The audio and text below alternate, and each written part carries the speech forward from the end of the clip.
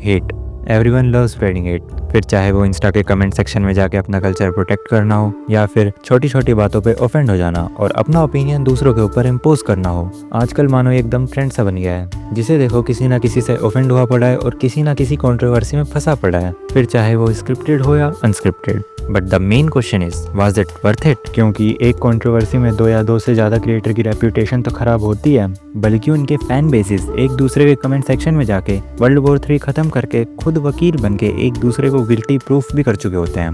फिर चाहे उनके 8th क्लास के फाइनल पेपर में 2 बार ही क्यों ना आई हुई हो। और हमारे क्रिएटर्स भी कम थोड़ी ना है, उनकी ईगोज भी तो न्यूबॉर्न बेबी से ज़्यादा फ्रेजाइल है। यहाँ किसी ने कुछ बोला नहीं और वहाँ वो बंदा अनफॉलो भी हो चुका होता है।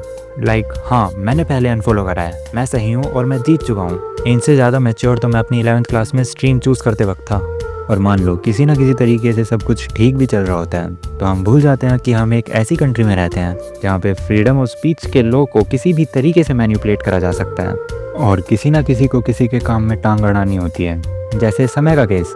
मैं ये बिल्कुल नहीं कह रहा कि जो रणवीर ने कहा था वो सही है या गलत, मैं बस इतना कह रहा हूँ कि वो एपिसोड सिर्फ मेंबर ओनली था, यानी लोग पैसे दे रहे थे वैसा कंटेंट देखने के लिए। तो फिर इसमें ये बात कहाँ से आ गई कि हमारा यूथ ख़राब हो रहा है? और ये बात कर कौन रहा है? वो अधेड़ उम्र के लोग जो पार्लियामेंट में खुद काले काम करके बैठे हैं, जिसके खिलाफ प्रूफ भी है। और वो कौन होते हैं ये डिसाइड करने वाले कि किसे क्या देखना चाहिए और क्या नहीं? इस हिसाब से तो गेम ऑफ थ्रोन्स, विचर और द बॉयज जैसी सीरीज पर हैवी सेंसरशिप हो जाएगी, ये एक्सक्यूज देकर कि इन सब सीरीज से हमारा कल्चर खराब हो रहा है। I mean, where is the logic? एक जोक पे इतना रिएक्शन देखने को मिला जितना तो शायद तुम्हारी गर्लफ्रेंड भी ओवर रिएक्ट नहीं करती होगी।